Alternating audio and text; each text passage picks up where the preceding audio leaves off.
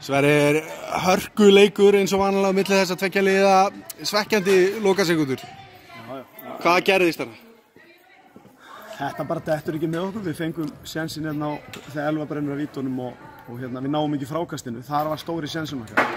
Og þeir Jepp setur hérna vítin í restina náttúrulega og það var ekki líklegt að vera að fara að brenna fleiri vítum og þetta bara, þú veist, við vorum nálægt þessu en við gerðum bara ekki alveg nóg til að taka þetta.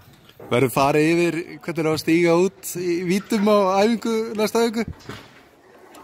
Ég held að menn kunni það alveg, þetta er náttúrulega bara eitthvað einbeitingarleysi á örlega stundu sko, sem er alveg hrikalegt. En hvernig náðu ykkur upp eftir svona tapp? Ég meina, við erum undir eiginlega allan leikinn hérna. Ég man ekki hvort að við komumst einu sinni yfir eða eitthvað, eða jöfnuðum einu sinni, ég man nú ekki alveg. Þetta gerist allt svo hratt að ég segi þannig að við erum í raun og veru elta megnið að leiknum en svo er þetta náttúrulega hnífjafnt í restina þannig að það hefur verið frábært að taka þetta og vinna leikinn og ná í 2 mikilvæg stig en við náðum því ekki, við höldum bara áfram, við erum ekkert að panika við þetta.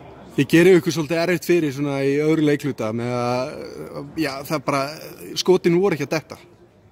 8 þrístar og annað bara var ekki að fara niður hjá okkur. Já, samt, þetta voru léleg skot. Þetta var bara, menn voru dribblandi og gerandi þetta sjálf, við vorum ekkert að gera þetta saman. Bolti var ekkert að ganga. Það er munur á því hvort þú veist bara, sumir eru góður í að vera dribblandi og skjótandi upp úr dribbli. Og eins og til dæmis Jeppæði og þeim. Við erum ekkert sérstakir í því. Við erum við þurfum að hafa flæði í sókninni og rúla þess og fá boltan inn í og þaðan út á skittur við vorum bara ekki að gera það. Í öðrum leiklu var þetta bara virkilega dapurt og vorum í raun og veru, við vorum náttúrulega komið 15 undir, það var 15 stiga munur í hálfleik en sem betur fyrir þá komum við miklu ákveðnar og grimmari og gerðum þetta betur í seinni hálfleik og erum ansið nálægt þessu. Nýji maðurinn, ertu ánægður með hann? Já, hann kemur vel inn í þetta og bara bara á eftir að komast betur og betur inn í hlutina og Mantas náttúrulega líka. Og Mantas er kominn til að vera eða? Já. Já, frábært. Takk fyrir þetta, Sverrir, og gangi ykkur vel. Takk fyrir.